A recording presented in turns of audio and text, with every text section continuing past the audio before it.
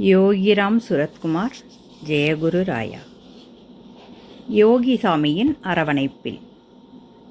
இதன் ஆசிரியர் ராம அருளட்சுமணன் செட்டியார், லே வள்ளியம்மை ஆச்சி. இன்று இதில் நாம் பார்க்க இருக்கும் தலைப்பு பாக்கியம். கடவுளிடம் பக்தி கொண்ட அன்பர்கள் இறைவனுக்கு என்று ஏதாவது செய்து கொண்டே இருப்பார்கள். தன் அன்பர்களின் அன்பு பக்தியை இறைவன் ஏற்றுக்கொண்டாலும் தனக்கு இது வேண்டுமென்று ஒரு சில பக்தர்களிடம் மட்டும்தான் கேட்பார்கள். அது இறைவனின் பிரியம். ஒருமுறை சுவாகத மண்டபத்தின் மாடியில் யோகி இருந்தார்கள். சில நாட்களாக பகவான் யாருக்கும் தரிசனம் அளிக்கவில்லை. அச்சமயம் பள்ளி குழந்தைகள் 15 பேரை ஆசிரியர் ஒருவர் சுவாகத மண்டபத்திற்கு அழைத்து வந்தார்கள். குழந்தைகள் அனைவரையும் பஜனை செய்யும் இடத்தில் பெண்கள் அமரும் வரிசையில் அமர வைத்தனர். அதே சமயம் யோகிக்கு குழந்தைகள் வந்திருப்பதை தெரிவிக்கும் முன்னரே யோகியே கீழிறங்கி வந்தார்கள். கீழே வந்த யோகிக்கு அங்கு அமர்ந்திருந்த குழந்தைகள் 3 முறை சுற்றி சுற்றி பிரதட்சணம் வந்தார்கள்.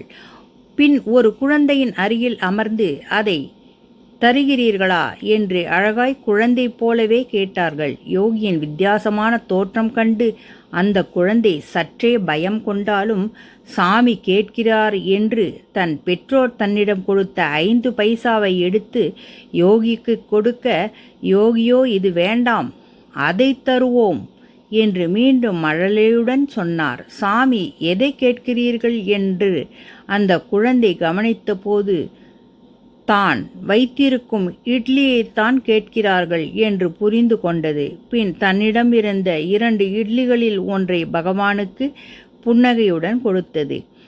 அதனை பெற்ற பகவானுக்கு அத்தனை மகிழ்ச்சி. அந்த குழந்தையையும் மற்ற குழந்தைகளையும் ஆசீர்வதித்துவிட்டு மீண்டும் மாடிக்கு சென்றார்கள். அந்த குழந்தைக்கு பகவான் எனக்கு இது வேண்டும் என்று கேட்டு வாங்கும் பாக்கியம் இருந்திருக்கிறதே. யோகியின் ஆசியும் அந்த குழந்தைக்கு இருந்தது. யோகிராம் சுரத்குமார், ஜெயகுரு ராயா.